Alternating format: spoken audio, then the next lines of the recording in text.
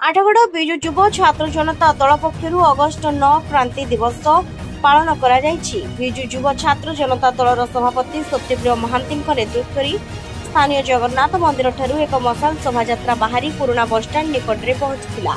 सेठारे एक साधारण सभा अनुष्ठित होइतिला। उक्त सभारे मुख्य अतिथि भाव आठगड़ विधायक नरेंद्र प्रताप स्वाई जोगदेई क्रांति दिवस पालन यथार्थ उपर बुझाइथिले। अन्यतम वक्ता भाव वरिष्ठ सांबादिक सतीश मिश्र जोगदेई वर्तमान राज्य में छात्र छात्री माने जो भली अत्याचार सम्मुखीन होउछंती एथिपाई जन जन को विप्लवी हेबाको से आह्वान देथिले।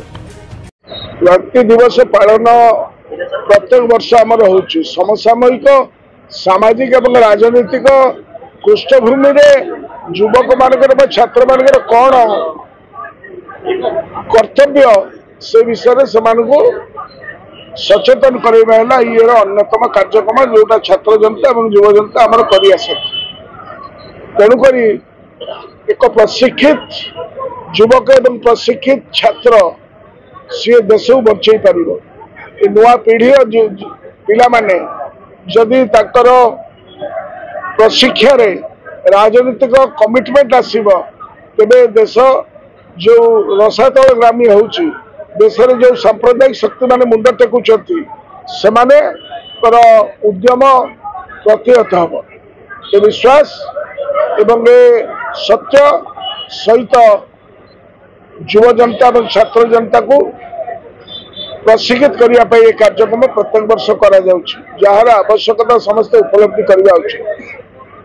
परिवर्तन 1942 मसीह जो संघर्ष आरंभ होता भारत वर्ष ये संघर्ष अविरत भाव में चली आज से भली एक समय पहुंची 1942 मसीहा पूर्वर ये देश जो समय थिला आज भी से ब्रिटिश राज थिला आज कंपनी राज चली आज लुटिखिया खटिखिया जंत्रणा बढ़ी बढ़ी जाइए तेणु ये समय युव समाज हाथ में दायित्व अधिका पड़ी ये परिवर्तन दायित्व आज युव समाज कांधरे तेणु ये समाज को बदलवा पड़ो समस्त समता भित्तिक एवं संविधान समस्त समाज तैयारी करा पड़ो यह ही क्रांति दिवस बार्ता।